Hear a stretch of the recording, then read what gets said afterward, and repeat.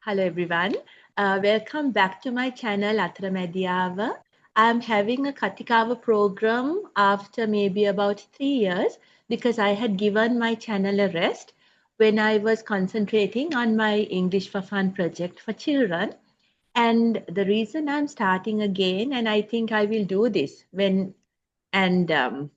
when needed to get some information across both in Sinhala and English to make people familiar with relevant content in English because recently after the catastrophic floods in November, we were called for a meeting by the Cultural Ministry, and as a member of the State Literary Panel, I also attended, and we heard many plans being discussed where the panels can help those in camps because of the floods. Some camps, I think we don't call it camps anymore, but some of these centers have been dispersed and people have gone home. But still, there are these centers active with people who are unable to go to their homes.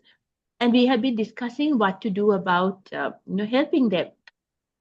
And I heard a couple of speakers there and the things they said needed a larger audience, and they themselves requested that if we have any kind of documentation platforms to please take these messages across because it is important to know how, when we act after something like this.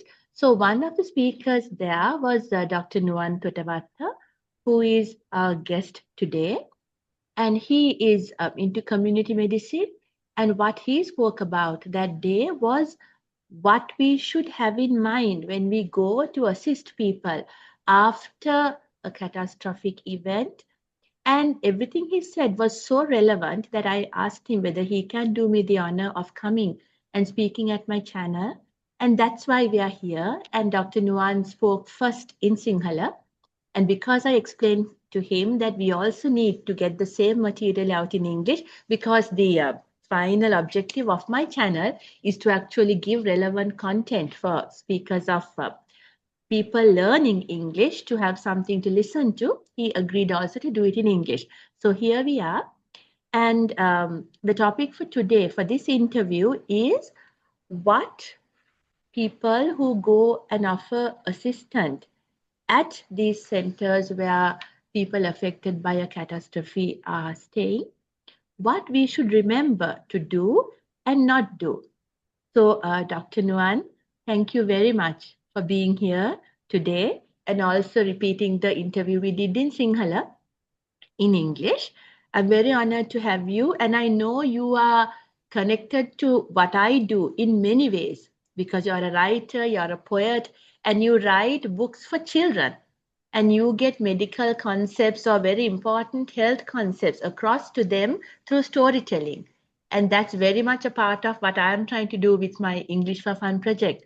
But today, we will not be talking of your writing, but we'll be concentrating on what you do as a community, uh, community health within that framework, what you do.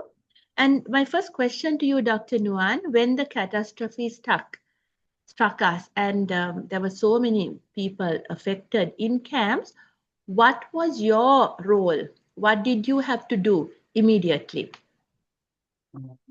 Thanks, Madhu. As you correctly said, I'm involved in community medicine and currently working as a senior registrar in community medicine. Yes. So what we are doing is we are trying to prevent. Basically, it's preventive medicine. So what we are doing is we try to prevent the short-term and long-term consequences, bad consequences, uh, can occur after a disaster like this.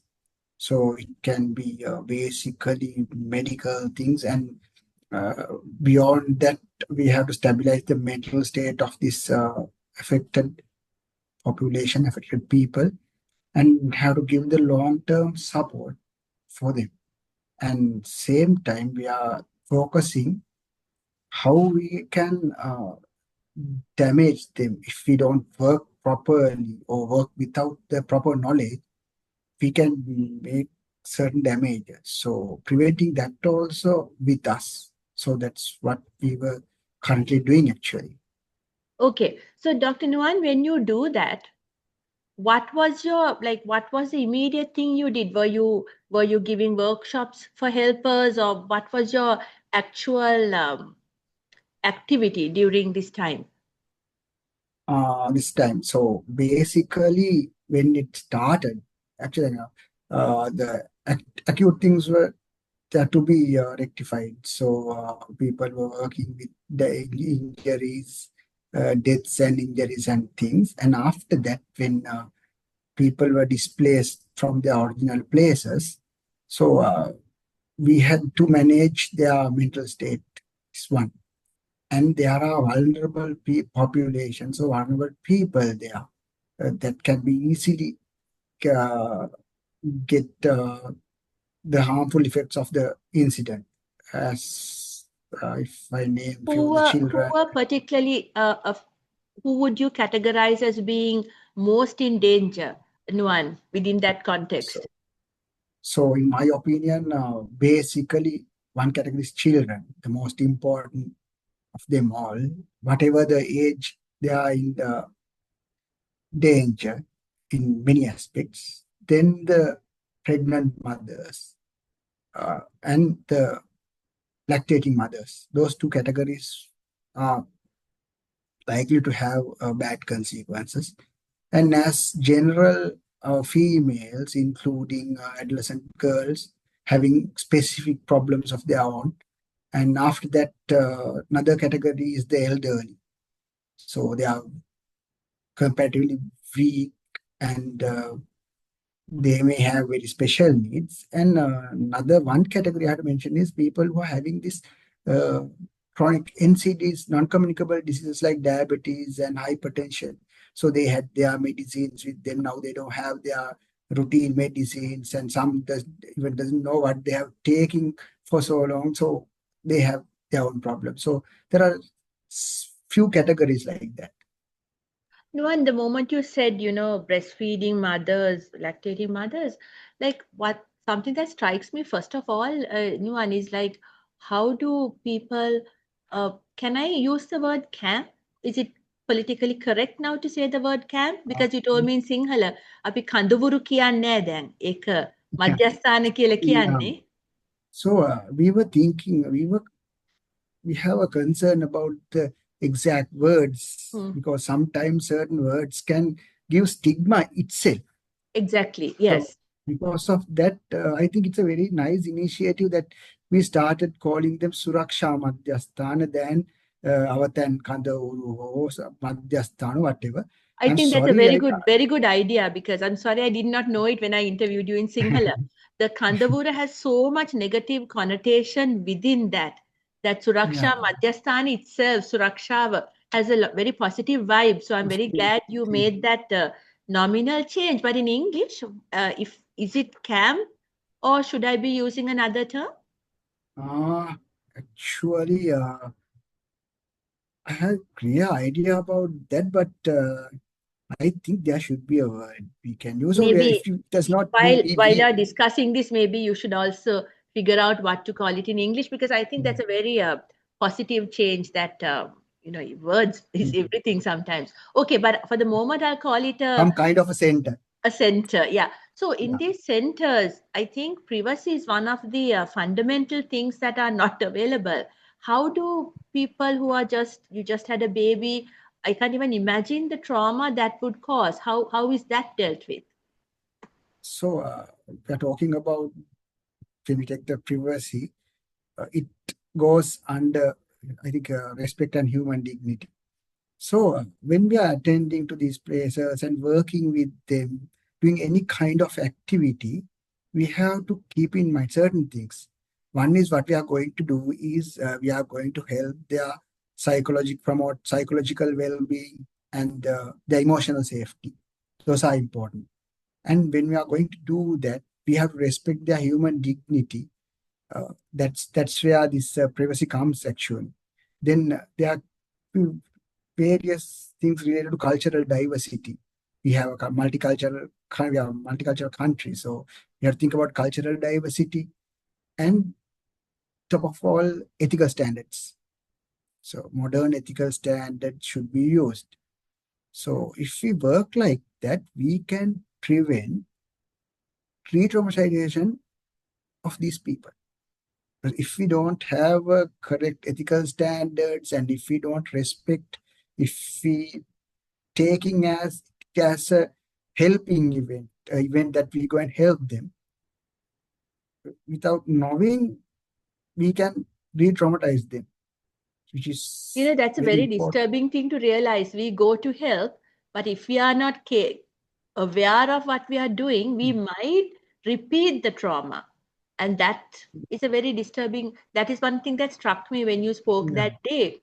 Um, in which ways, Nuwan, can trauma be repeated for them? It's like this. Normally, in ethical standards, we basically talk about few things, but one of the most important thing is do no harm. So that is a very important principle. At least don't do any harm. So how can we do harm? If we talk about that, uh, we can do harm by triggering traumatic memories. That's one important thing. Without even our knowledge, we can trigger their traumatic memories. Sometimes through a question, sometimes through a song we go and sing there, sometimes we gonna conduct a drama to make them happy. But if we don't have the knowledge and we are not aware, then we can make it as a re-traumatizing event. So that is one thing. Nuwan, I have, So let me disturb you here because I have very little knowledge of psychology and all that. But I have heard that sometimes, like for after the tsunami, for example, you get children to draw the ocean or whatever to express things that they can't speak of, right? Should that be done under trained clinical psychologists? Or because I have heard that sometimes talking about trauma also offers release. So I'm trying to yeah, match that with what you just said, like don't talk about what happened. Is it that you're saying don't ask them to talk about it, but if they offer to talk about it, that we should listen? What is the fine yes. line there? So first thing, we have to understand what they are need. That's the most important thing. So if there is someone who want to speak, who want to tell something to you, the most important thing you can do is listen to them. Okay. Just listen to them. That is more than enough. And you can answer appropriately, but don't give opinions. That's what we are telling, basically. But you can listen. That is very important. And again, I am telling the event that the thing that you mentioned, asking them to draw something specific can arouse a traumatizing event. So best thing is you can go, you can gather children. There may be certain children who come and join with you. Certain may watching from a distance. Sometimes certain children won't join at all. And you can ask them to, okay, if you like to draw, you can draw anything. You don't need to explain what you are drawing. And you don't need to correct them what they are drawing. You let them draw, and you can appreciate the effort, not what they have done, not the concept, not what they have drawn, nothing. You can appreciate the effort they have done. It's been nice you have gathered, and it's nice what you have done. And each and you can go to each and every child and look at his drawing and appreciate it. That is more than enough. Other than that, if you go and tell them to draw this or draw the event or whatever, again, it can be a traumatizing Or event. try to give a painting class by saying draw these colors or whatever, and not to do Yeah. that. Just the effort of drawing itself is Yeah. enough. No one, What I'm telling is, if people do not want to take part in it, like you just mentioned that some children might just watch. That's okay, right? You should not force them yeah, to come and participate in what we offer. yeah, participation should be 100% voluntary, because another most important ethical principle is the autonomy. Even for anything, any activity, autonomy is very important. So they do it because they want. It's an informed decision. So they want to do this or they want to participate in this, they can. If they don't want, they can stay away. If they want just watch, they can just watch. Even they come and participate in any moment if they want to withdraw from this. You have to make the room for them to just withdraw.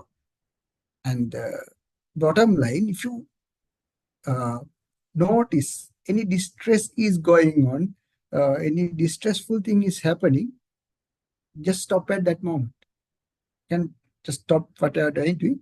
You can restart. You can give it a pause, or even you can forget about what you did and just let them settle. I guess So the bottom line is it's not about us, no, it's not about the helper. We might go all ready to do something and they might not be interested, and we might feel hurt, but that's we should not force them to actually do what we would like to do with them. yeah, basically, as a principal, we are accountable for that affected people, not for anyone else. So whatever we do, we have to be accountable for that, for them. So we have to provide what they need. That is the main principle. That is how the disasters are managed in modern days. So that is a Noan, principle we are using. does that mean we have to go and meet them first before we actually go bringing aid, other than the basic stuff like food? Yeah. Now it goes hand by hand simultaneously. When we heard about the disaster, we know that they need basic things like food and water, yes, and the communication. So we have to provide that, but as soon as possible, we have to go and meet them, to talk to them, because people are away. That's why we are not using the term population. It's affected people. When you talk about populations, we look into the whole population. Sometimes if we give care to nine for the 98% of people in the population, we are happy. But when we think about the people, we take it as a cluster of people. We are accountable for each and every individual there. So there may be 99 people who are okay with any meal, and one person who's a vegetarian. If we just send a common meal, it will satisfy 99%. But there's one person who's left behind without food. Most of the time, what is happening is people are telling that now this is a disaster and this is difficult situation. No So time to ask sometimes about food preferences. Yeah, and things, but yeah. but we should have it in our minds that there are people like that. So if we go to them, other than if we are not when asked, I don't think we can get that input. So always we have to go to them and talk with them and try to understand what they really need and what they really want. That's how we can minimize their uh, the problems with their mental state, basically. Nuwan, you mentioned that, when you do things like art therapy or drama, there are things you should avoid. When we speak with them, Nuwan, are there particular things that we shouldn't be saying? When you talk to somebody who's maybe lost so much, and when you talk to them, could we, as whatever good-hearted people, actually go and say things that might make them hurt more? Is that possible? Yeah. So we have to follow the basic communication principles when we are working with them. The good things like using simple, kind language without any clinical jargon, non-clinical, simple language, so they can understand. And you have to listen more than you speak, as I mentioned earlier. And don't give advices unless they ask, and only if you are competent. That should be two things. If you have to advise only if they ask, and you should know that you are competent enough to answer to that question. You And can't. that would be a clinical psychologist, right? Yes, according to the question. So sometimes people say things, even just to forget about the psychology. Someone will ask, there's a lactating mother come and ask about her child, what should I give or something. So to answer that, you must have kind of a knowledge in pediatric nutrition. So even the psychological aspect, it's like that. And So you have to then what avoid, we can do is actually bring that question to the relevant authorities. How can we help? yes, that is our part. So anyone can listen and anyone can take their problem to the relevant party. Just build the bridge. So it will resolve. And there are certain things, as you asked, certain phrases that you should avoid. And unfortunately, these are commonly used in our society. Things like everything will be okay. And sometimes you must be strong like that. And then sometimes we do this comparison. Others have it worse. There are people who having worst experience than you. So why can't you? If they are tolerating, why can't you tolerate? So these kind of things will just come out from our No, and mouth and I very often say those phrases. It'll be all right. So I'm just it's very startling. Even on that day, I was thinking these are phrases we use as a matter of course, right? So that excuse us, there's a stray cat coming. it's So we have drama at home. So the thing is, like, it'll be all right. Isn't that the most basic comforting word that we use? And you're saying it can actually harm, right? yeah, because it have some judgmental part in that sometimes judging. So you're comparing with me with someone else. That's what he or she feels when you tell that. When others have it worse, if you tell like that, so you can tolerate or you have to bear it. So you can't compare the problems each person have. So they are worried because they have a problem. So only thing we can do is we have to help them to come out from that problem as individual. So always there's where this empathy comes to play. So you have to understand that they are talking about that particular problem because it's a problem for them. So just listen You and never tell you them that, never realize that when you say somebody, you didn't get this done, that you're actually putting pain in hierarchy. And you might actually be making that person feel guilty about feeling bad.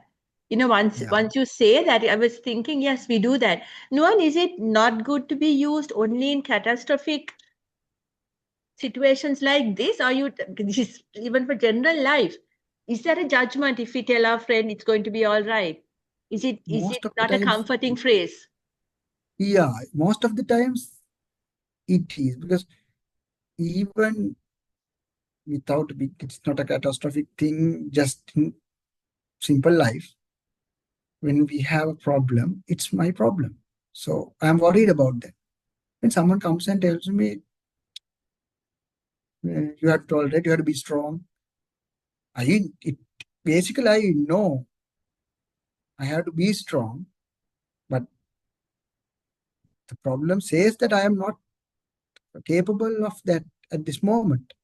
So you don't have to come and tell me again that you have to be strong. So I expect someone will come to me and just understand my thing. So best thing is to make him realize that we understand their problem situation. That's why I'm saying that's where the empathy comes to play. Real meaning of empathy. So otherwise, you put them in a judgmental state. Now, I when we was say you have to be strong, there's something underneath it telling that you are weak.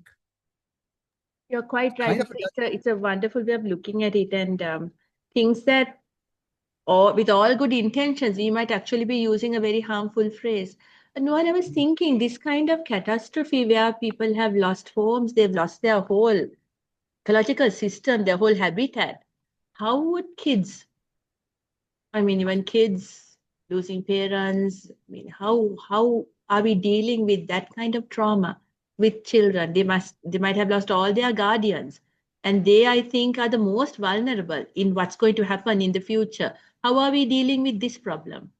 So I think that is the most important category. The most important category at this moment, and they should get our total priority because one thing, they are much vulnerable, and other thing, the early childhood trauma can last for the lifetime.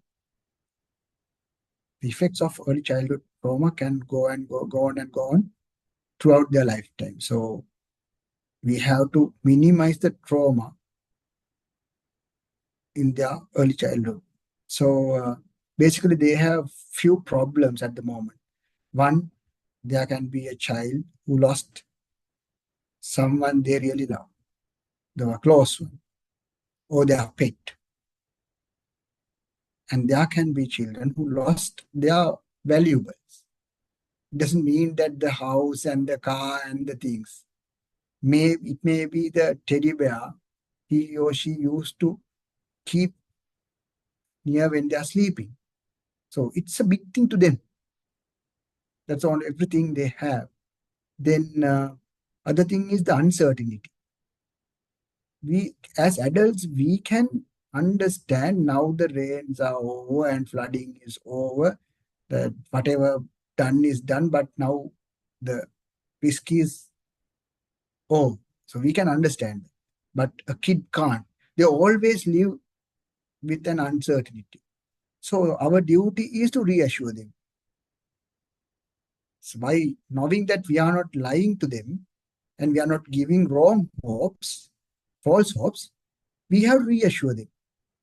Yes, the rain came and floods came, and there were problems. Yes, our house is gone. Yes, but now the disastrous time is over, and we are trying to rebuild.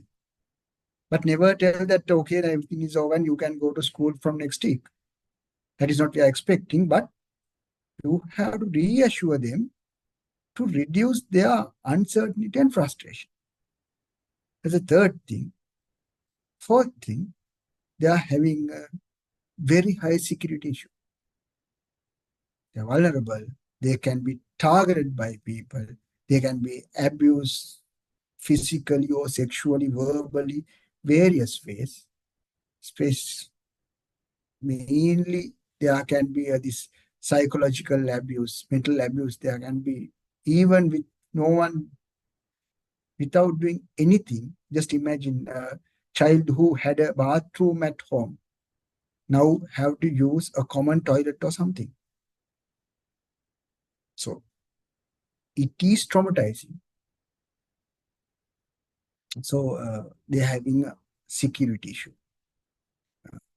You know, the child abuse is very common in the country. Sexual abuse is common in the Yeah, country, and Noel, even there was a without very disturbing post that I saw the government or someone saying, do not give information of children when someone puts a social media post saying, give me the information of children who lost both parents. parents. Because, yeah, so as much as there might be a very authentic person offering help, that opens a doorway for a huge kind of abuse to happen, right? Yeah, even the abuse, you can target a child and even the human trafficking and things. So there are various things happening. So when someone put a post in FB asking for the details, people with good heart, they are collecting this information and hand it over to them. So what they are doing is they target the children. Sometimes few of these children can end up in child prostitution. Sometimes this uh, they can take their organs and sell them to someone else. I think That so. kind of What things are can. the, as a country, what are the things that we should be telling people? Nuwan, that unless they come through a state agency, no one should have access to children directly. What are the things? What are the precautions I'm amazed that we haven't put them in effect. But Basically, what are we doing? yeah, I have no idea about what are the current plans, but if we talk about this, if we think what should have been done, first we have to list and mark all the children who are affected, and we have to have a separate plan to protect them, and we have to make a barrier between them and the people who are coming to help, whatever the intention, be it good or bad. We should not let them, shouldn't let them to directly deal with the children, take things directly to the children. So there should be officer or someone who collect things from people and distributes it to the children. So that is very important. Otherwise, uh, when we talk about the volunteerism, there are volunteers, and here at this moment we are accepting them freely. So there's a big room, big doorway is open for someone who want to do something bad. So we can't filter them. That is the problem. We don't have any way to filter these people. So what we can do is we have to make a barrier between these children and people who try to help. And basically, government must do the transportation of these supplies from the donors to the children. So that is the one, that is Yeah, the I thing we hope can. because kind of an unprecedented thing happened. And what I fear, Nuwan, is that this might be one of many because the environment has not been thought about very seriously for a long time, not just in Sri Lanka, but world over. If you read Amitabh Ghosh's The Deranged Mind, and I hope to talk about this as well. Um, at another program. We don't because it's something that we turn a blind eye on. Where the biggest fight should be, we fight for the planet. Um, Within this situation, that this might happen again, I hope the government and everybody involved will put some rules into how affected people need to be protected. And one thing I want to get on to very soon with you is the social media is now a factor that is making a huge impact, possibly the biggest impact that humanity has, AI, everything coming in. And health has also become a social media exhibition, right? I get the importance of social media when you ask for help, when you want aid. It's such a useful platform to have. But what happens when the offering of help is also photographed and shared? Because I think that's a very problematic area. And I'm not too sure whether we have enough rules in place to make sure people are not abused that way, just through showing their faces. Yeah, at least now, at the moment, we have to make some new rules and regulations for this. I recently observed that Child Protection Authority uh, have this new guideline for that, new rules and regulations, that you can't take any photographs and publish in social media regarding these affected children. But even without that, you can't take a photograph of a children and publish it without the parental consent. So that is there. So whatever we do, that is there. So there are rules and regulations regarding children. But in cases like this, the whole guardian system has, like, the parents Yeah, may not be there anymore. So they're yeah, completely parents. vulnerable. Yeah, so only guardian is the government, and government should be responsible for this because we need strict rules on that. Basically, what we were telling is that the rules like no cameras beyond this point, no cameras beyond the gates. So we should have that type of rules and regulations Yeah, because for. it'll make sense. They can photograph themselves packing or going or even at the gate, right? So that we Yeah, know it has been done. And that's helpful because others will then come and help out. But so to limit the photographs to a particular area and not the handing out, because another thing, not just children. No, and I was thinking people who are now in these centers had private homes at whatever level, right? And then Yeah, sometimes they have to come lined up to get food. I'm thinking there's such a trauma within that kind of asking also to many, right? yeah. So that is the problem with this the system we usually practice. It throws top to bottom, and we go with the mind that we are going to help them. So we always expect them to come in come in queues and just take the photographs and do certain things, and sometimes it ends up in social media, as you clearly said. So that's the problem. So we have to go and try. We have to try and get together with them. That is what we have to do, as we meet friends and as we having our school get together or something. So like eat with So them we if go, possible, no? Like to make yeah, it a communal thing. yeah, and we have to be careful about the people who are handling the situation also. Now, sometimes we have all these ethical principles and guidelines and everything, and we know we practiced and we go there. And before everything starts, some officer or some person comes and take the mic and he tells everything. Now these people come to help you, and you have to pay your gratitude to them, and everything is there. So then again, so it's all about planning.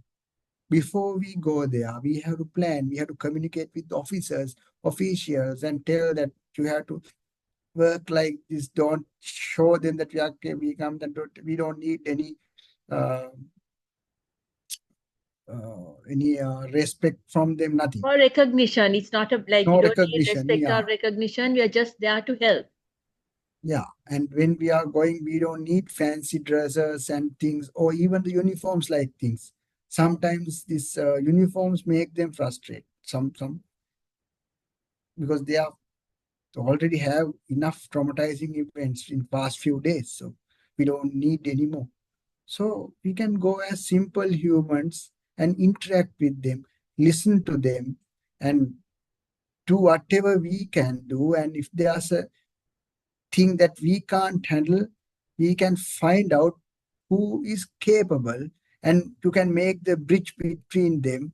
And those kind of things we can do, and give special attention to children, and always try to uh, give the things for children to relevant officials and ask them to take it to the children. And don't take, I'm repeatedly telling, don't take photographs, because sometimes we feel like they have given the consent. That is that's another point. Sometimes they give consent. Kamak nahi. It's okay, that it's okay, but it's not a real okay. Especially when you come to a child, he doesn't have the capacity to give the consent. That is why we are telling that if you have sex with a girl or boy under 16 years of age, whether there's consent or not, it comes as under statutory rape, because they are not capable of giving the consent. So sometimes a child may give consent, 15-year-old child may give consent to take a photograph, and it will be there in the social media forever. And when he is 20 or 22, when he sees that, he realizes the gravity of that. Then it can cause depression in the person. It goes on and goes on. So you have to think about that, I think. Nuwan, just to we spoke about children, and I see where the the horrible trauma, as you said, it could be lifelong. Before we finish, could you also tell me like the different segments of the groups? They are like young girls, I would say, are also very, very vulnerable in these situations, right? How Yeah. are they So going to be protected? one thing, we have to identify the specific problems of each vulnerable category. As you correctly said, the adolescent girls are one because they have their own problems. One thing is their protection. Even without these catastrophic events, we have, as a country, we have security problems for them. Now they are living with lot of unknown people without protection, and their guardians and parents, maybe guardians were gone, and there are enough girls like that. So we have to assure their protection, one thing. And maybe they are depressed and they are not in their original mental state. So someone can easily manipulate them. Sometimes showing little bit of care can manipulate them, and they can use the girls for the abuse. So that is one thing. And they have specific health needs, which is gender specific and also culture specific.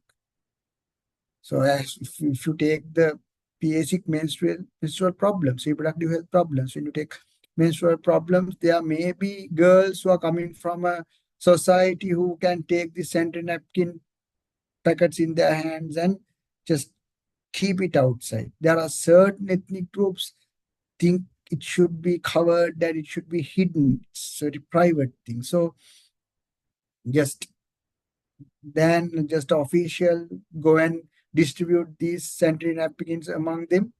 You can select few elderly females from that group, belong to each and every ethnic groups, and talk to them how we gonna distribute these things, and just we can do it through them. So simple measures, but it will assure their dignity and give some solutions for their problems. Then what?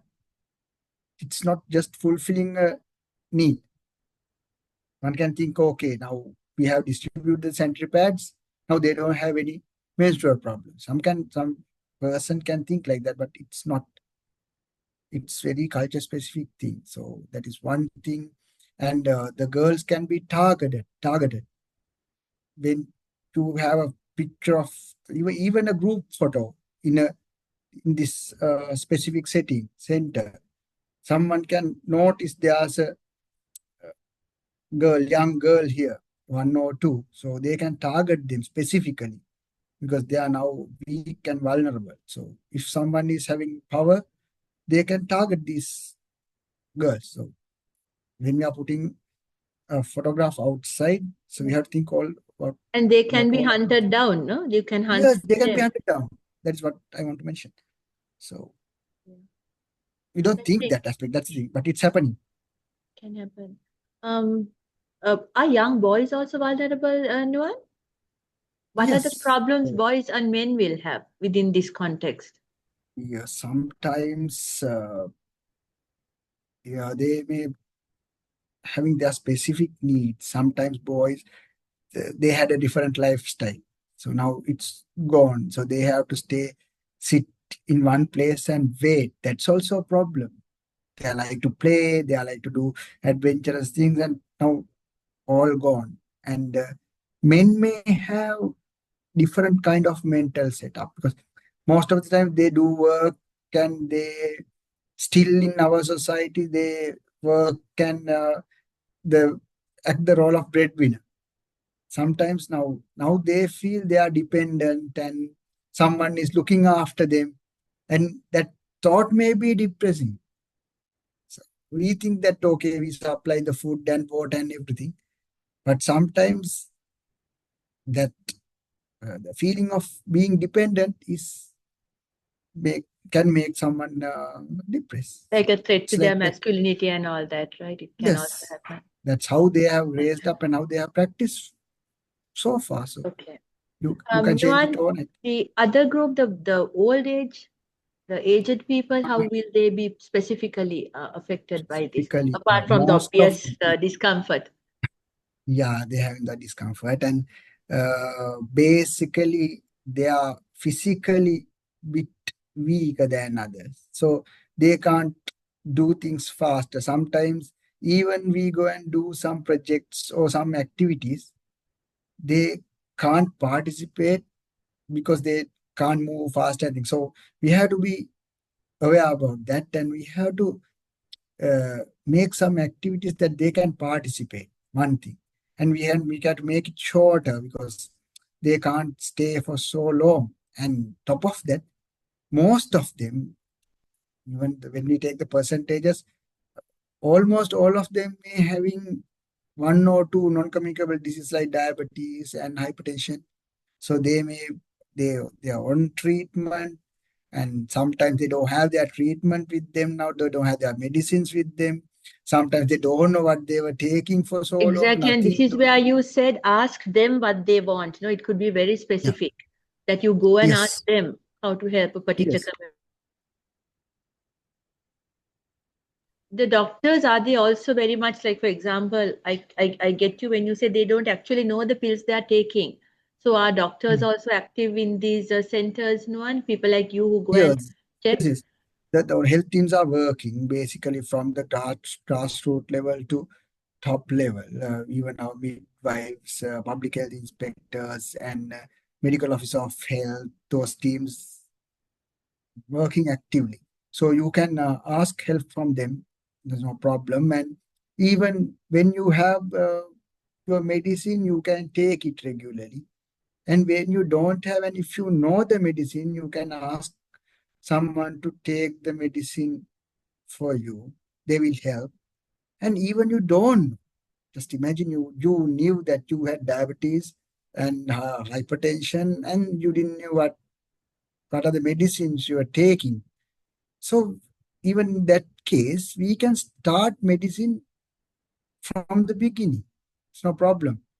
So we can assess them. We can measure your sugar levels and measure your blood pressure levels, and we can start medicine then and there. And you can start it as a new patient.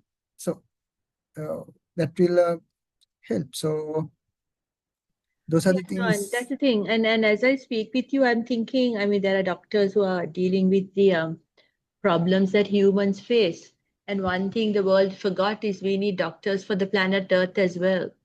Because the Yeah. disaster we just saw, I mean, I have a very bad feeling it may not be a one-off thing that we might, unless we think of the environment more, unless we think that that needs as much focus as human health needs, right? We might be in for a very long haul, and we are an island. We forget that we are a very Yes.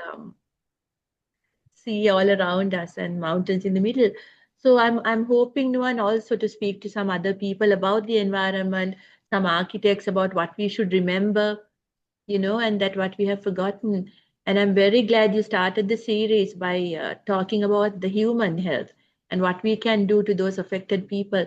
Because I'm thinking the people who pay the price for what capitalism or whatever is doing in the hills might not be the people who are actually doing anything wrong, but they suffer the price, right? Yes. So, and I know because of your books and because of your writing, you're also very much aware of sanitary health, things we Yeah. should do, we should tell.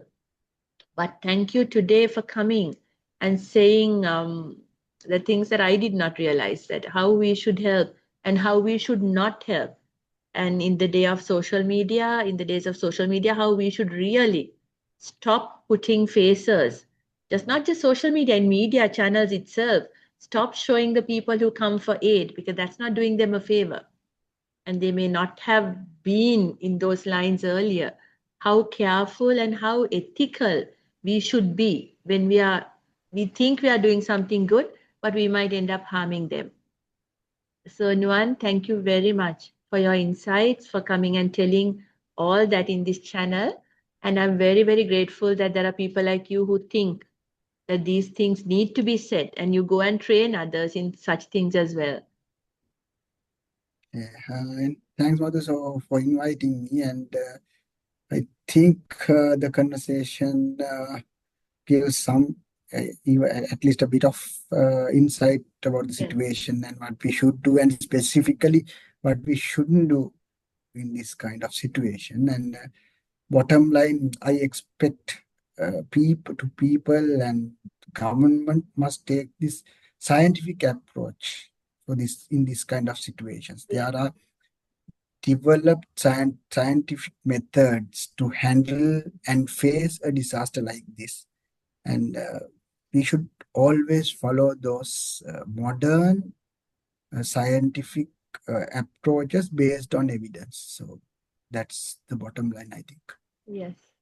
Okay, Nuwan. So thank you very much for your time, and good luck with everything you do and your writing and your poetry as well. Thanks again. Okay, thank you. Bye.